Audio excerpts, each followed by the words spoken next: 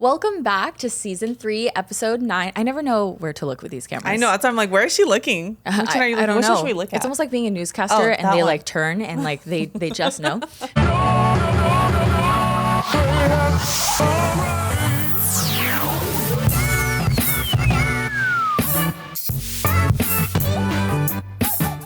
Hi, I'm Vanessa Lee, registered nurse, top aesthetic injector, and a trusted authority in the world of beauty and skincare.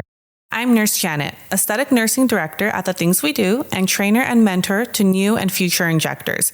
Welcome to the podcast. Join us as we cover all the things we do for beauty, weird shit included. This episode is sponsored by The Things We Do. Come visit our locations in downtown LA, Venice, and Chino Hills.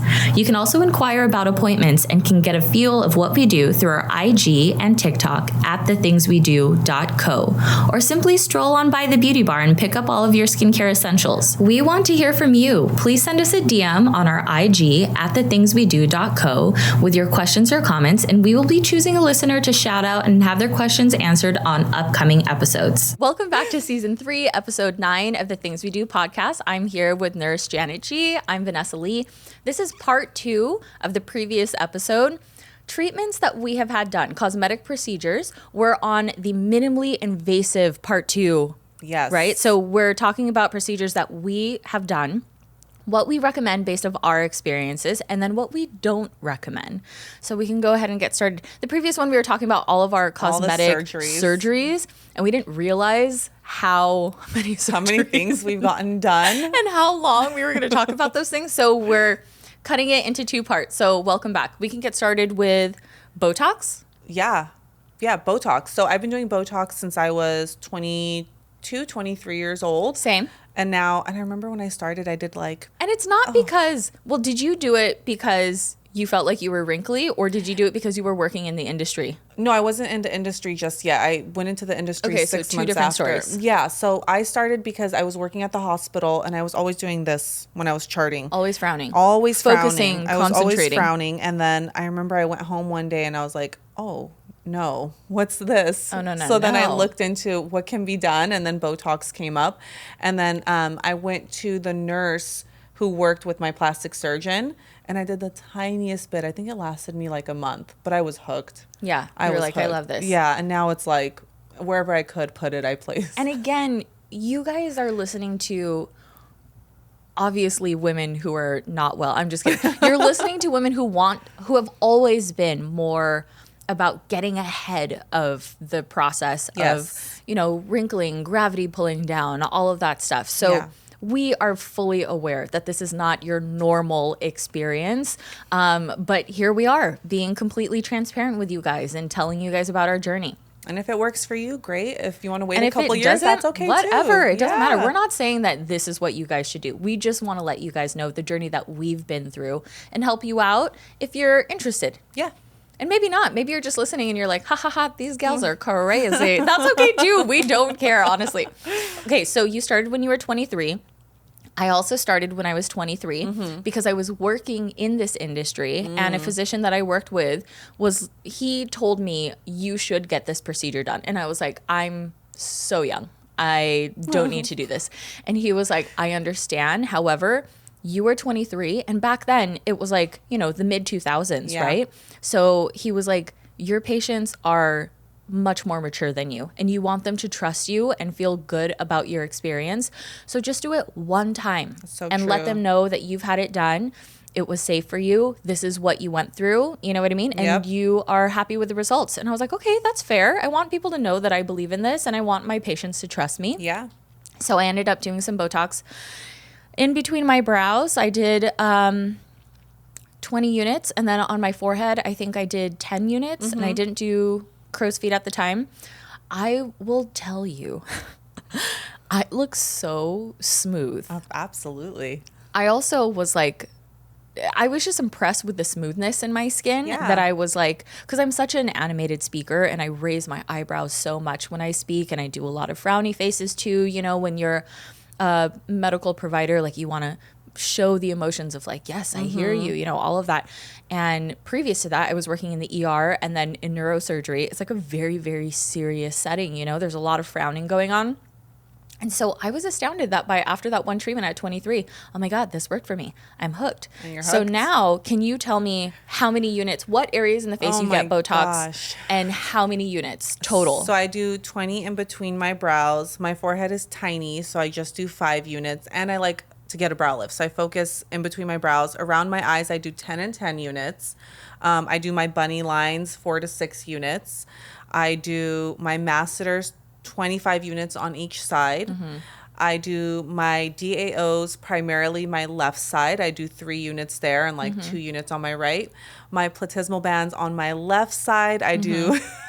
My left is stronger too. Yeah, like now I actually did it about a week and a half ago. So it's like, Do you drive in. more with your left hand? so I'm trying not That's to. part of what it is, Yes. right? And then think about when we carry our kids. Yes. I carry them on my left. So that we can do things with our Yes. right hand. So my right doesn't really Same.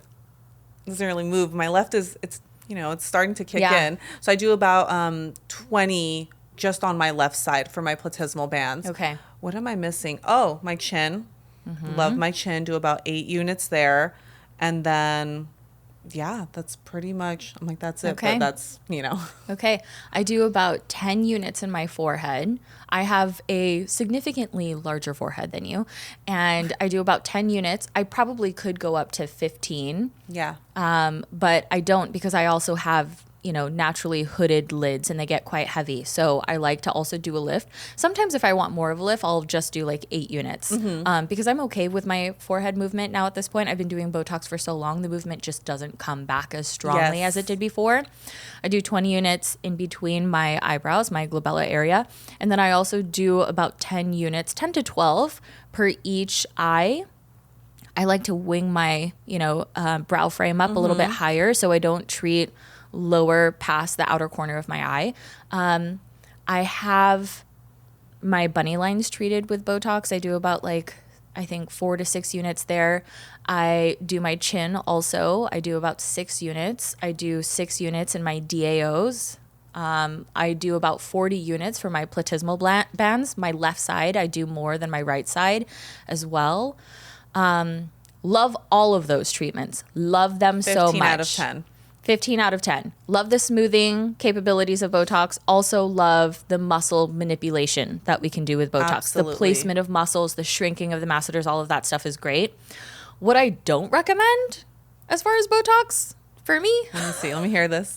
I hate the lip flip I don't on like the lip myself. flip either. I hate it so much. Tell me why you don't. I want to hear from you. I feel like for the effect that I saw, it wasn't as noticeable for me. I wish it was, but it felt weirder than it looked. You know what it felt too weird. You're not a gummy smile girl, so it's not like you absolutely. I think once I've gotten lip filler, I've become less of a gummy smile Sure. girl. I just wanted to try it so I could really talk to patients about what to expect. Right. I could not eat dried mangoes, and I love dried mangoes. Oh, that's so specific. I love that. It was like, it wouldn't. Couldn't eat the dried I mangoes. think because you don't realize dried mangoes, you eat them with your front teeth.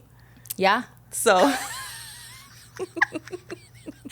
I couldn't eat dried mango, so it was a no for me. So it was a no for me. Yeah. Straws, no. Like it just felt weird. I felt know. like this was always like. Do you notice also that the nasolabial folds get a little bit deeper Yeah. because the movement has to happen somewhere when you're speaking? And so people with Like it was weird. people with, Botox in the upper lip for a lip flip, your top lip isn't moving. So the sides of the mouth have to work a little bit more for that movement to happen somewhere when you're speaking and when you're, emoting, when you're eating, all of that. So I didn't love the lip flip. I'm like a gummy smile girl. Yeah, why didn't you like it? Mangoes? It just made me look so strange. I felt like it made me look older because the lip flip isn't, we talk about this all the time. Yes. It's not flipping your lip upwards. It's flipping the inner portion of your lip outwards so that it covers your teeth more. So it's not like your lip is coming up. It's a little bit lowered, in fact, right? Seemingly, you have more surface area showing, so people think that it's flipped up, but it hasn't. So when I would smile, it would just do this really weird thing where my cheeks were slightly elevating, but the lip was still lowered, and it just looked nuts. Yeah. Also don't recommend, and I want to say this, it didn't work for me or Janet for the cosmetic effect that we were going for. However, people who have truly gummy smiles, it works beautifully for them, and it's just right for them. So it just wasn't right for us. The other thing that I didn't love was the crow's feet Botox that goes a little bit lower. So traditionally, you know, when you get a training from these pharmaceutical companies that make neurotoxin neuromodulators like Dysport, Botox, Xeomin, Jeuveau, all of these companies teach us to go a little bit lower than the corner of the eye, right? Yeah. And the orbicularis oculi. So a little bit lower, closer to the cheek range. If you have lines that come in this region when you smile. I did that for myself. And then what ended up happening was I'm a really cheeky gal. So when that was treated on me, when I smiled, my cheeks stayed low. Right? I do. We're going to put up the before and after. Yeah. When I smiled, I looked like this. And I definitely... Oh my God. I definitely didn't have any lines. I definitely looked fucking crazy and a like definite weirdo. Yeah. And I was like, I'm never going to do this again. It's not Not worth only it. do my cheeks look bigger when I smile and lower, I look older and I look like a certain celeb that I talk about on the 2018 red carpet, a male who had too much Botox around his eyes. And it was like, oh my God, what have you done to my beloved? It's not worth it. It looks insane. You look older. You look like you melted. It's just so strange. And then you look like you have dead eyes. So I didn't love it going lower, the Botox lower. I like a higher window frame for where it's placed around the eye frame. I didn't love the Botox for my upper lip. And then what else? Oh, masseter Botox for me is not great for my face shape because I'm rounder and we know that jowling is an issue of mine. When I did masseter Botox for myself, my back of the jaw size decreased. So I had a narrower face, but the fullest part of my jawline became my jowl. So I looked rounder. So I didn't look younger. I didn't look thinner. I didn't look like how you look when you get it. I love because it I'm naturally softer towards the jawline. Yeah. So I don't recommend it for people who have soft jawlines to get masseter Botox for the reduction of the masseter size because you want that angling to be there to hold the rest of your jawline. So for people who have like an excess of that fullness, who become really square, great for you. Yeah, great for you. For someone who's really round, terrible for us. I think a lot of patients come in and I think they see it on TikTok. They'll say, oh, I want Botox in my masseters in order to enhance my jawline. Yes. And I'm like, and it's just not going to do that. Actually, so then there's a little bit of education that goes into that, but it definitely doesn't enhance the jawline. It'll just make your lateral part of your lower face look a little bit slimmer, Correct. which I love because I'm a square face and I'll never stop doing it. Yeah. So on TikTok, there's Oh, God. so much of the miseducation. So I'm so glad we're like bringing this up because like you guys, even providers that we see on TikTok Their are saying things like captions, this. yeah. Their captions are like catfish captions. It's you like know what I mean? Botox for jawline enhancing. And I'm like, It doesn't even make sense because it's makes not no enhancing sense. means like adding to and like really amplifying it. It's taking away from it. And it's so be careful with what you say out there. And then also if you're, let's say you're not in the Southern California region and you're not coming into the things we do for your aesthetic procedures, you're interested in one of the videos that you've seen, that you want to bring this to an injector and see if this is something that's right for you, really make sure that you pay attention to what they say and if it is for you. And if you're driving the consultation and if you're like, I want to do this video, what's in this video, and I want to do this, and they're like, okay, yeah, we could. Oh, let me watch the video. Oh, how did they do that? Run. Because you want to be with a provider who knows, has enough experience and knows what's real on social media and what's not real, and have them help educate you to see what's best and safest for you. So stay away from some of that stuff because every day I'm watching these videos and I'm saving and I'm like, I'm going to stitch this. I'm going to stitch. This is not. And it's weird because you don't want to step on anyone's toes, but it's like, this is also, misinformation, like, especially from these like newer injectors. It drives me insane. I want you to get exposure. I want you to put yourself out there, but you are also not educating on the right You're not thing. helping the industry. Yeah. Wow, that went deep. Yeah, it did. Okay, so we went through our Botox. So now let's go to filler. You owe me a boba. So I have I started with lip filler. Okay. I've done lip filler several times. I ended up having to dissolve my lips last year, and it's dissolving is like it's a touchy topic now, right? Like everyone's talking about it. Everyone thinks they need their lips dissolved. It's hot. I feel like it's hot now. I always tell patients, I feel like when lip filler lasts as long as it does on me, it really does last anywhere from like 18 months to like 24 months on me. Maybe not 100% of it, but a good portion of it lasts. You lucky duck. I know, but then you pair that with pregnancy, Yeah. swelling, expanding of tissue, it coming down. It's a very, mobile area, that muscle. It's constantly moving. We're constantly talking. Chances are something's going to shift in one direction or the other. So I got to a point where after about 3 times treating my lips, and I did it once every 18 months. So I wasn't doing it every 6 months. I did it once every like 18 to 24 months. Yeah. I was like, oh, the shape isn't exactly what I need it to be. Let's start with a clean slate. So I completely dissolved my lips. And then I was like, let me see if I like it. Not for you. Not for you, huh? I lost like spatial awareness because it was like Okay. it was like little shriveled up like raisins. And then, Okay, mind you, I saw her when her lips were dissolved. She did not look like her lips turned into miniature you raisins. didn't see me when I tried to put on lipstick.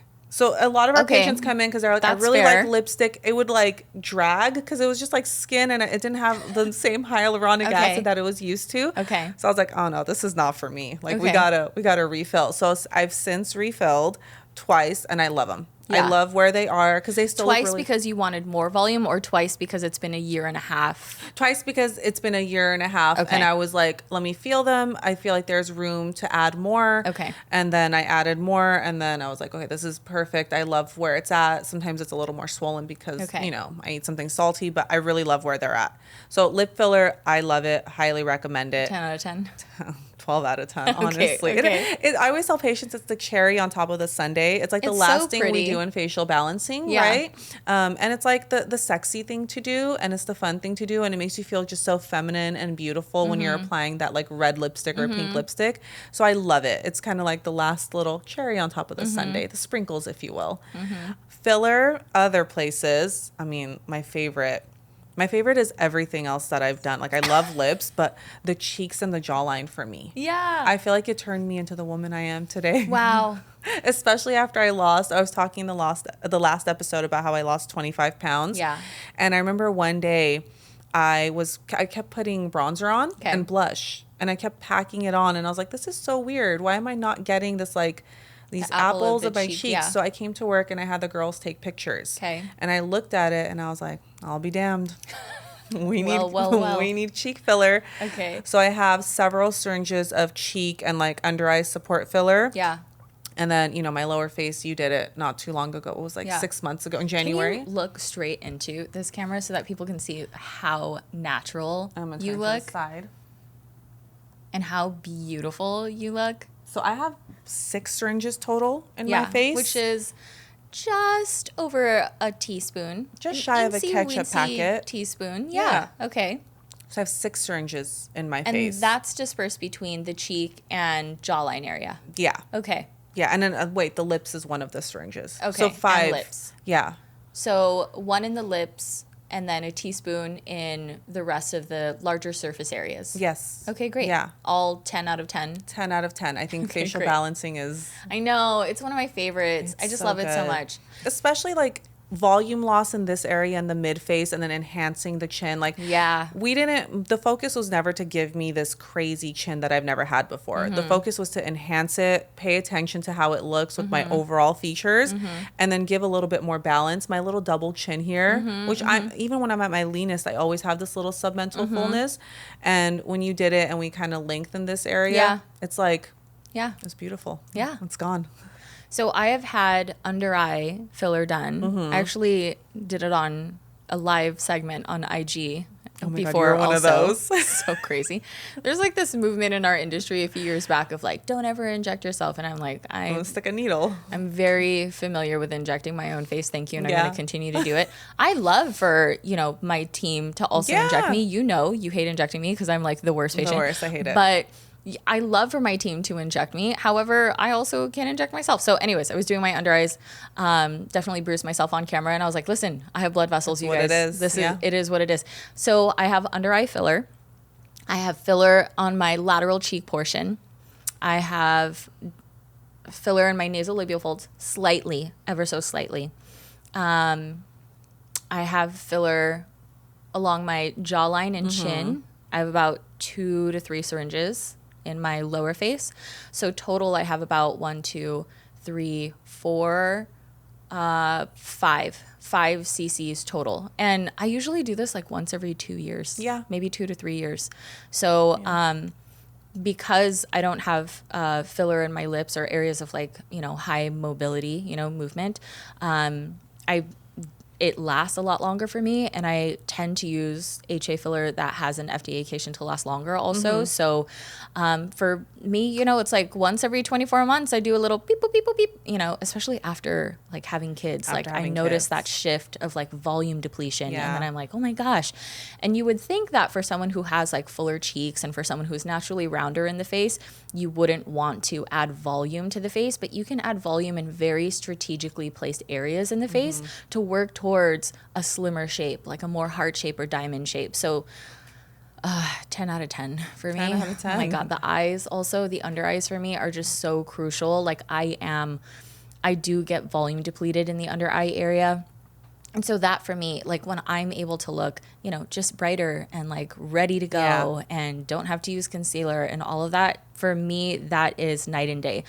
Also night and day, my chin filler. Even though I had jawline liposuction, buccal fat removal, platysmoplasty, I still wanted to create a little bit more of a narrow front of face. I created a little bit of length and a little bit of projection. And for me, it's been everything. I love it so, so much. So when people ask like, oh my gosh, you're so lucky, you look great. Like patients like, you don't have to do all of this stuff that I have to do today for facial balancing. I'm like, who are you talking about? I know it's not me.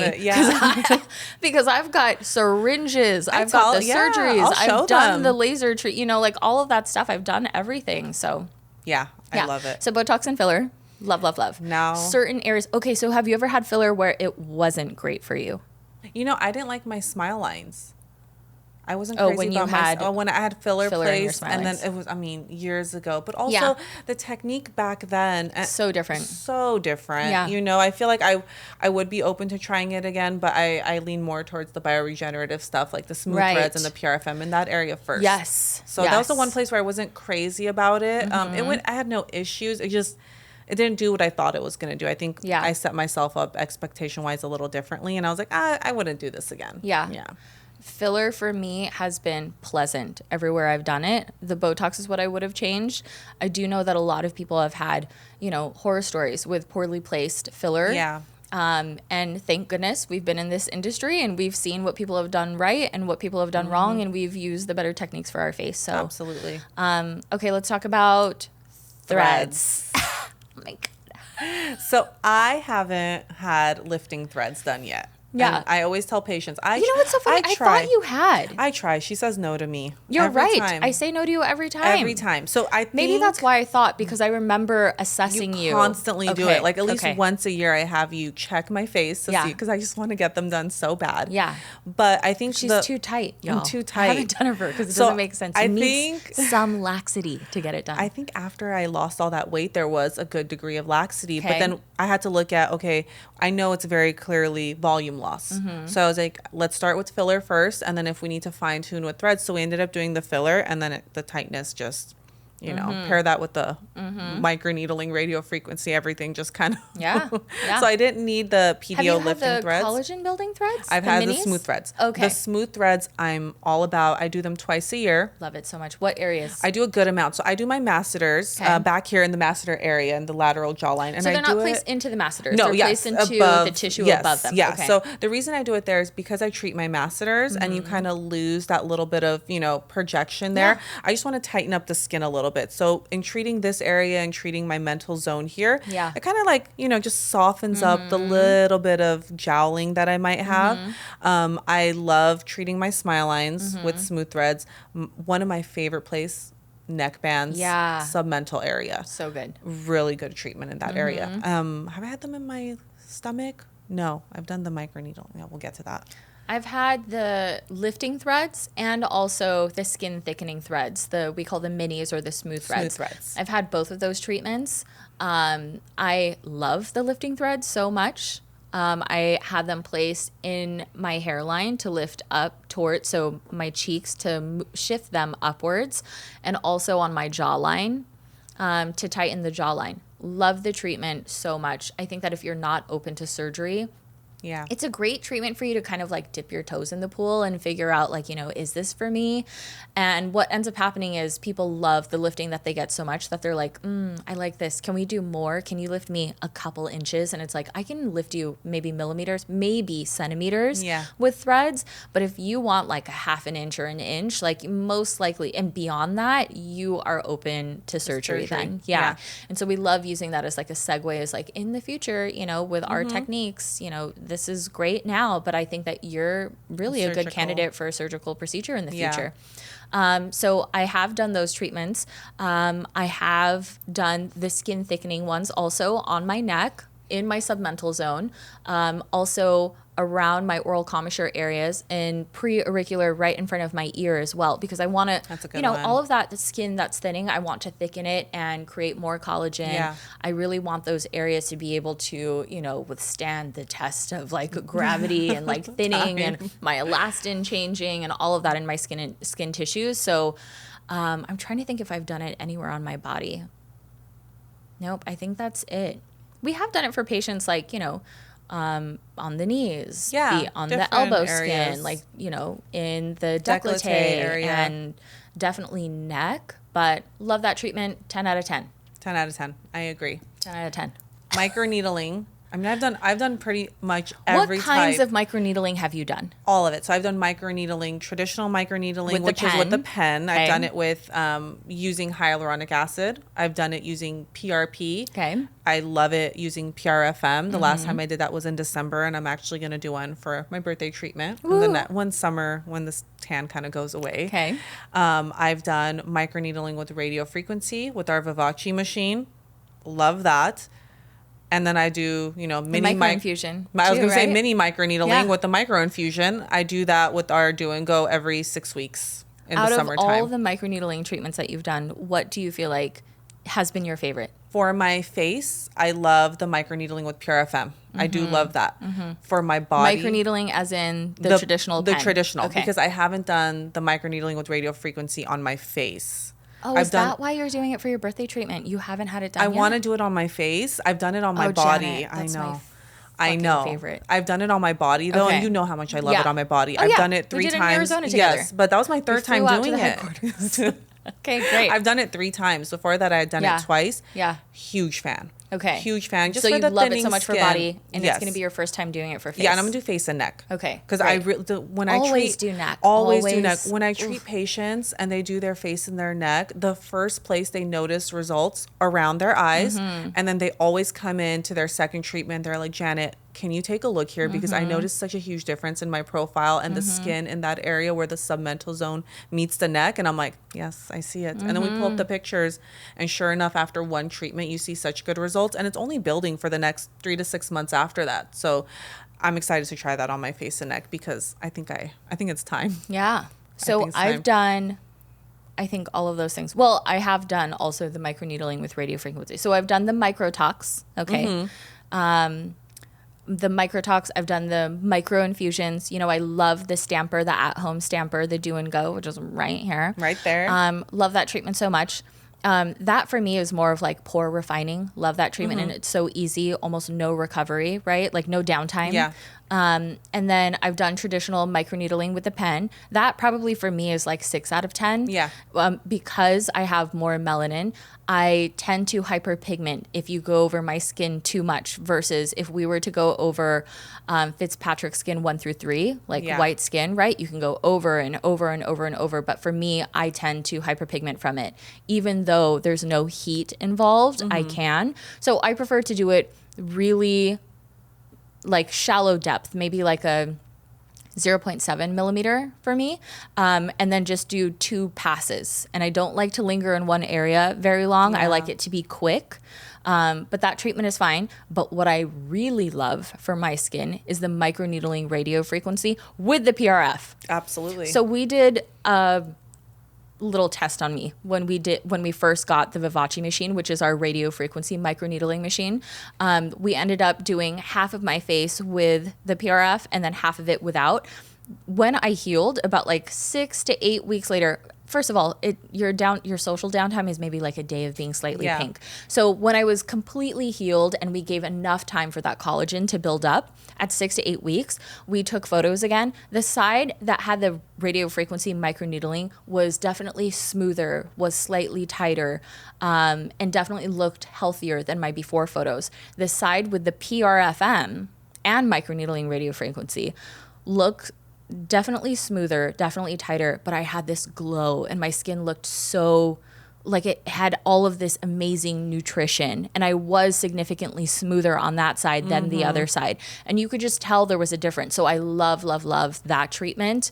Have I done it on my body? No, I watched you do it on your body, and then I was like, I want to do it on my body now. So that's my next thing. The body's a great one. Yeah. So micro infusion, I love that because it's easy and it's like a quick fix. At 10 home, out you of can do 10. it. Yep. 6 out of 10 for me for the traditional microneedling with a pen.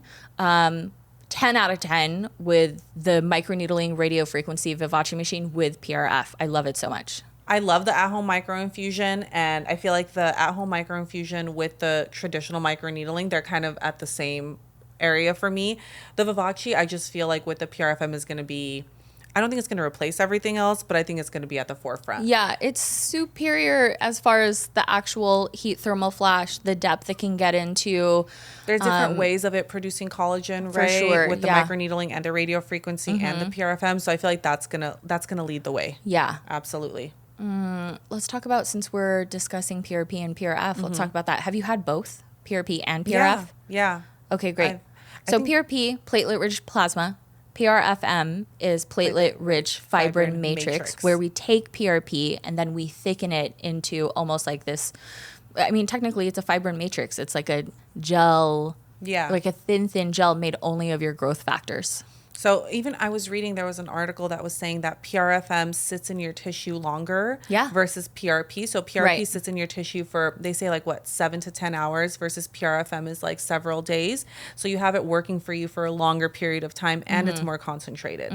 So again, I think it's going to be one of those things that is going to maybe replace PRP. Not maybe, I think it's kind of headed in that direction. But I've done PRP. I used to do it years ago before I worked at the things we do. I mean, I liked it, you know, but the PRFM. It was good. Yeah, it was good. It was good, that's all but we it was had. also like, it's so good, but you need to commit to 3 to 5 treatments in order to see a really significant difference. Versus. And then now with PRFM, we tell patients do 1 to 2 and you're good. Yeah, 1, 2. And a lot of our patients will do 3. Yeah, because they just love so it. committed to the cause. They will do 3. Also, if you have like scar tissue, that's different. Absolutely. If you have acne scarring, if there's been some discrepancy or injury to the tissues, absolutely you can do up to 3. But for people who are already in like great shape and they just want to take their skin to the next level, you don't have to do 3 PRPs. You can do 1 PRFM. Yep. And newsflash, they're both the same price. And I've done both in my hairline. Okay. PRFM. Do you remember I was telling you one time, I don't know if you remember, but I was telling you when my hair came back after I did the PRFM, it came back curlier. Oh, and that's so Yeah, interesting. it came back like little curls all in my hairline, especially postpartum hair loss. And then where I have a little bald spot here, it's like now like filling in. So I loved it. The PRP, I mean, it's not the most comfortable treatment, but you have to do it. Yeah, because you have to do these tiny injections all throughout the scalp. I mean, it's not comfortable, you guys. It's tolerable, you know what I mean? But nothing is, you know, the things we do. Yeah, the Right? things we do. The things we do. So I definitely noticed a difference with the PRFM in my hairline. The Cool. PRP, probably because I did it once, but the PRFM, I did it once as well. And I noticed a more significant difference in my hair and the hair growth and the thickening of the hair versus the PRP. I want to talk about heat-based treatments. You probably have had more than me because you're more fair. Yeah. As far as laser goes, I've done laser hair removal with a machine that I believe it was a YAG. I think it was the old Candela Max. Yeah, It was the old Candela Max, and I remember the place that I worked at the time was like, we want you guys to be hairless. So like in your downtime or during your lunch, we want you guys to be able to, you know, represent our machines as best as possible to our patients. So like laser yourself, like here's the amount of laser you can use, you know what I mean? Like how many pulses and like how many times a month you can do. I mean, strict. it was really strict, but I get it. You know, it was like, figure it out. Everyone needs like, boundaries within their business. So I was like doing my own bikini on my break. I was like trying to get like my little booty, you know what I mean? Like all my underarms, all of that stuff. I did my like, sideburns at the time. Anywhere I could. I love laser hair removal. Love, love, love laser hair removal. And by the way, if you are getting burned these days in this year of our Lord 2023, it makes no sense because there are so many lasers that treat all skin types for laser hair removal. Absolutely. 10 out of 10 recommend. I definitely need laser hair removal again because now I've had several children since I lost. You have no hair. Oh, thank you. That's so sweet. I'm also okay. Well, we've talked about my 23andMe. I have so many things going on in my 23andMe and my like all the different ethnicities that make up my bloodline, Vanessa. right? I'm not your typical Asian girl. I've got The hair. Irish. I've got, it's the Portuguese, it's the Irish. It's like, well, I don't know if Irish people are really known for being here, but for sure, like my sideburns out of control. In fact, I've told this story I think before on like a TikTok live. When I was in junior high, I was in the 8th grade. It was honors English in Mr. Higgins' class. Brian Tamayo was sitting behind me. This is burned into my brain. Brian Tamayo, fuck you. And he was sitting behind me. Just kidding. We ended up becoming like best friends afterwards. He was sitting behind me. Our vocabulary word was extemporaneously. And Mr. Higgins goes, who can use this in a sentence? Brian raises his hand and he goes, and while he's saying this, he's tugging at the hairs behind my neck. And he was like, Vanessa Brown, that's my maiden name. Vanessa Brown is extemporaneously hairy. And I was like, oh my God. And like, we weren't friends at the time. And I was like, oh my gosh. And even though we became friends later on and like, I gave him a hard time about it. As soon as I found out about laser hair removal, that's the first place I went into because my sideburns were so thick and they were healthy burns.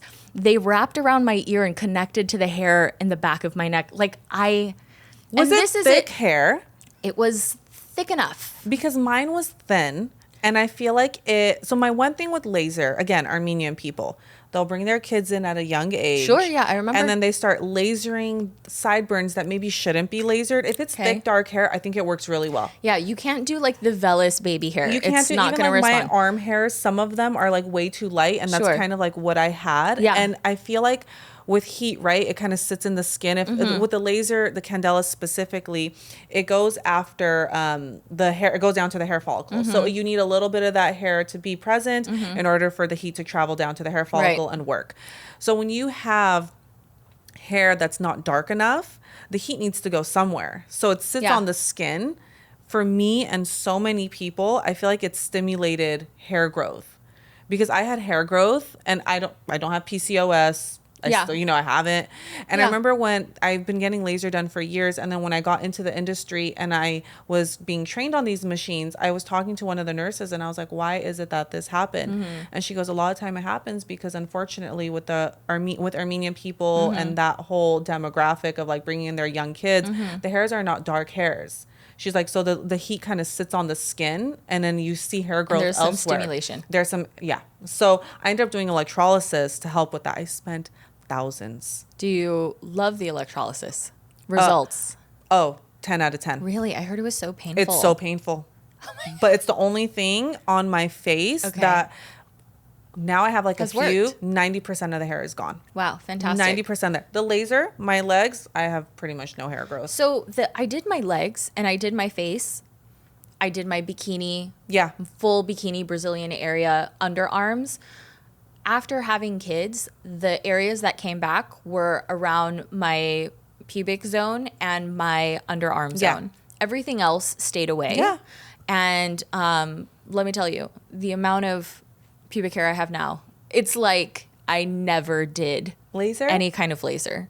In fact, Yeah. well, I don't know. It's just, it's How intense. many years has it been since you've done it? Well, gosh, I mean, I think I first did it 2009.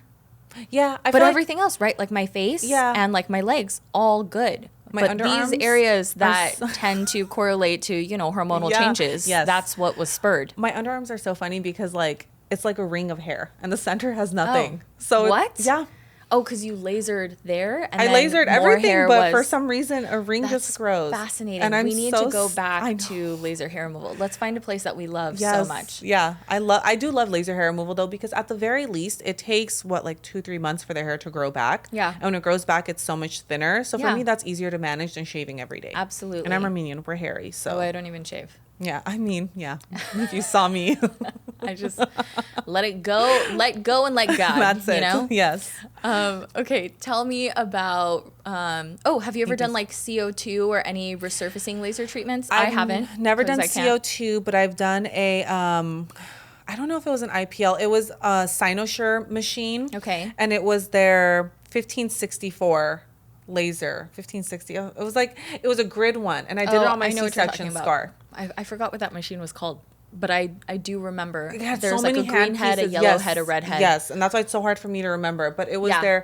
their 1560 or 1564, which is like the wavelength, right, Yes. of the laser. So it was like more for skin resurfacing. Like I used it on my scar. Okay. On my C-section Yeah, scar. I do remember, and it had a round head, Yes. right? And it's like little grids kind yes, of. I do remember that And machine. it feels like a little shock. Yeah, it's almost like a Alma Pixel, also. Yes. Yes. Yeah, it was kind of it. So it is technically skin resurfacing, but it's not as intense as a CO2. Yeah. Okay, great. That would burn the shit out of me. Did great for you? Amazing on my C-section scar. Okay, It's great. pretty much non-existent. Great. That after that, I was like, oh, I could get my boobs done. And if I got a scar, there's a machine out there that could really minimize the scarring. Mm-hmm. So I was hopeful after that. So I felt good. You haven't done an IPL, intense pulse light. No, I've never. Have you? No, it would burn the shit out of me. Yeah. And also, we have had patients who have come into the things we do, and Yeah. even when I was working in dermatology, who were being burned by practitioners, doctors, who were using IPL on skin types 5 through 6, even 4 through 6 can be, Yeah. even skin type 4 can be a little tricky. Can be really tricky. I feel like I feel like my skin type, even just because of the Yes. undertones that I Yeah. have, you have to be very, very because you careful. can get really fair in the winter. Yes. And it can be tricky. And you obviously can get so tan also. Yeah. I know I'm looking at tan on top of tan. This is tan on top of tan. Yeah, but but the IPL can be very tricky for skin Yeah. type 4. It's obviously not for skin types 5 and 6, which Yeah. those are the burns that we've had to work around with Yeah. chemical peels and skin treatments, and it's just so sad, microneedling, all of that. But skin type 4, it can be so tricky. So I haven't done IPL. I remember when like broadband light, BBLs were coming out, the other BBL. And the companies that were selling these lasers were saying that, yeah, we can even do skin type like 5 now with these. And so my poor mom, I did a treatment on her, and her skin for the first like 2 weeks, when it was, healing from the process, it looked really promising because it just, the mode of action of, treating hyperpigmentation is so different with that machine versus an IPL. And then she ended up with so much hyperpigmentation afterwards. And I was like, you guys are fucking liars. Oh, my poor mom. I was like, you guys are. And so we had to do chemical peels Yeah. for her. We had to do microneedling. We did PRP treatments and PRF treatments. And now she looks so much Amazing. better. But she still, to this day, is like, remember when you did that they'll never stupid forget. treatment for me? She always is like, yeah. And I'm like, I'm so sorry. I thought it was going to be great. I would have done it to myself. But she had some Yeah. hyperpigmentation. And I was like, hey, listen, this is going to be great for you. It's a demo. Try it Let's do out. it. Yes. Yeah. Little did I know. Never again. Chemical peels. Chemical peels. Yeah. Wait, there was Since we're on one the face. treatment that For me? I ended up doing. No, back when radio frequency microneedling was new, like back in 2014, 15, and some of the first machines were out, they also were saying this treats all skin types. It's totally fine. And then I was like, okay, fine. I'm going to demo it. And let's see how it goes. And they're like, oh, we're going to demo you. And I was like, well, yeah, I don't want to use it on my patients yet. Yeah. I got fucking messed up. My mom was messed up by the last treatment. So I better do it on myself. Yes. Like I would rather take that pain. Yeah. Right. And so I had that treatment done. It was radio frequency microneedling, and I was burned. I was hypopigmented Jeez. and had these white dots all over my face for 2 months.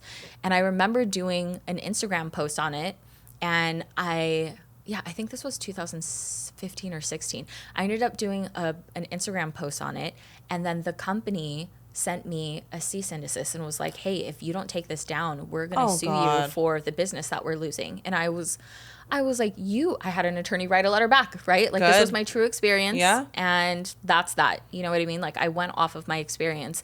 And I was so upset because it was like, you were the one that told me it was safe for my skin type. And you wanted to sell this to me to use on my deep, rich, melanated patients. And you had an okay conscience with that. And then I get burned and you want to send a legal document to me because I'm talking about my experience. The audacity. So I was like, fuck this. We're not there yet when it comes to radio frequency microneedling. And then Vivace came out and all these other machines came out, but Vivace was my favorite. So that was a 0 out of 10 experience. Hated fucking that. And also the guy was like, my body, I could feel that it wasn't right. The amount of heat. Yeah. I was telling the provider, like, this hurts too much. I can't do this. And I had numbing cream on my face for 45 minutes before. So it's not a pain issue. I was like, ow, this hurts.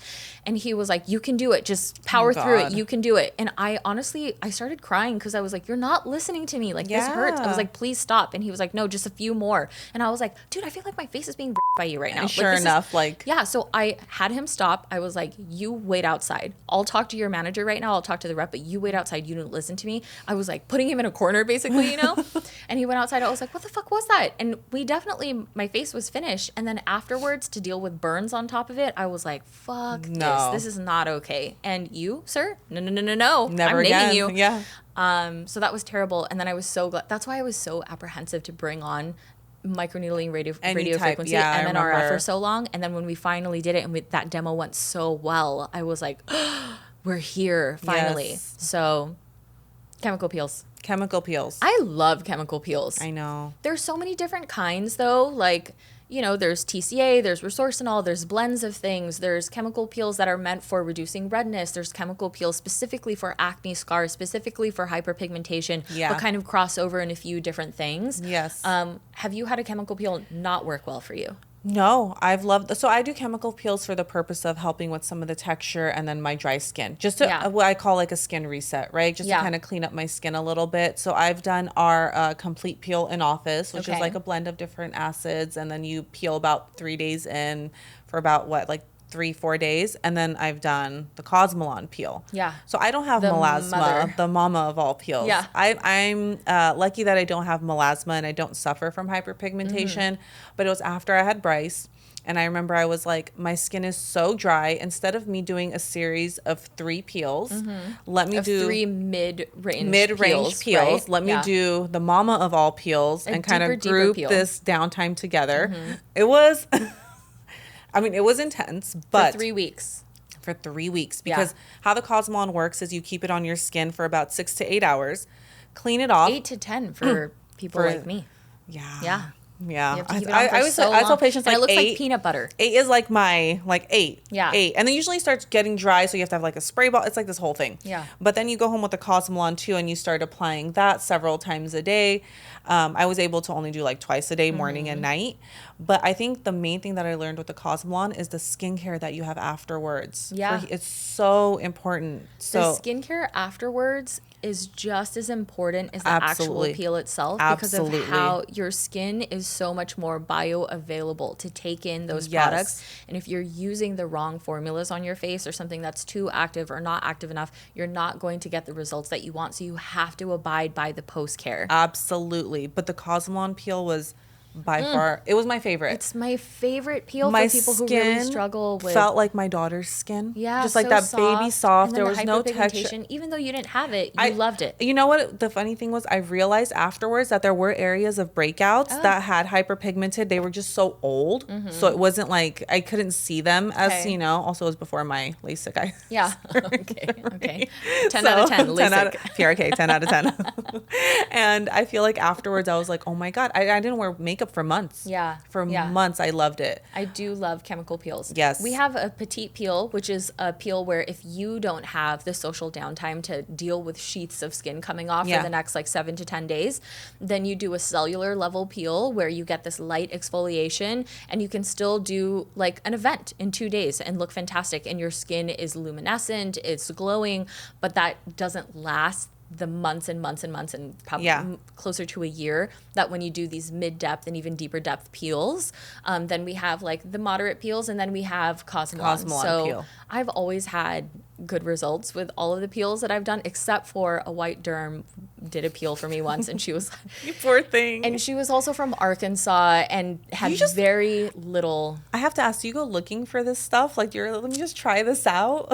You know, a lot of times it's the places where I work, and the doctors are like, this would be great for you, and I'm like, you don't. I never sign know up anything for about stuff. my skin. Like, I'm always so hesitant. I also am like the girl who will try something first Yeah. before anybody else, you know, and I love being at the forefront of things and then being like, you guys, it's cool, go for it, or like, it's safe, let's do this. Or just, so that blows up in my face every now and then. So we did this peel that she had found from like Europe, and she was like, I think this would be great for you and for your hyperpigmentation that you always talk about. Let's do it. I did it and my face was burning for like hours. Oh my God. And I called her up and I was like, something is not right. And like, we've got to neutralize this immediately. And I ended up having a bit of reaction to it. That was the one time I had a negative reaction with the peel, and it was when I used something by someone who wasn't as familiar with my skin or the chemical peel itself, and I should have been wiser. But now you know. But now I know, and I just stick to what I know, and that's it. And I love my chemical peels so much. I love chemical peels. Fall season. That's the time to do it. Did we cover everything that we've done? Last little bit. Have you ever done cool sculpting, sculpture? Oh, I haven't done any of those.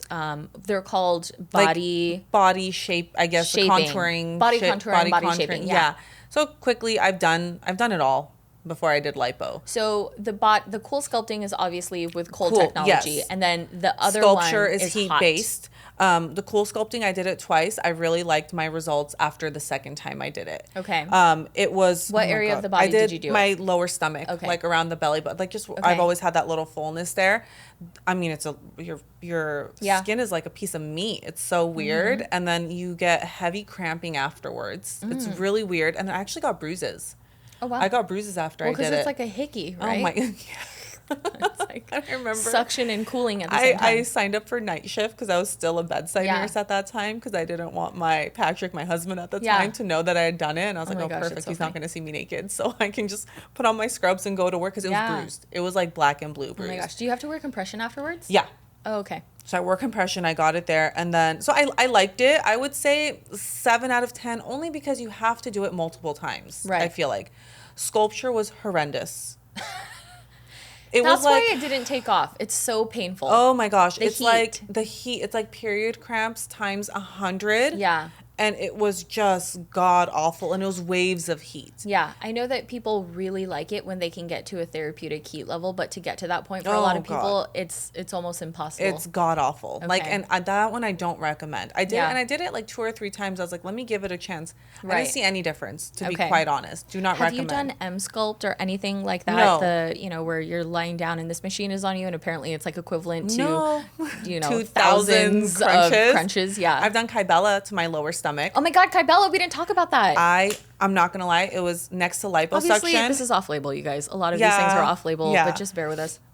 Next to liposuction, it was the thing that worked the best. Yeah. And Kybella is a for sure thing. It's going to kill your fat cells. I did like permanently. 4 to 6 vials. And I remember I went in there I did it on myself. Yeah. I did it with a cannula. I went in there and I fanned it in. I mean, it looked like I had boobs down here for like 2 weeks. Because of the swelling. Because of the swelling. That's one thing you can count on with Kybella. Besides it working, you're going to swell like crazy. And what's happening when you're swelling is all your fat cell membranes are bursting open. And now all this fat is released into your interstitial fluid. And then you pee and you sweat out the fat cells over the next like 8 to 12 weeks. Yes. So there are a bunch of people who believe that Kybella doesn't work.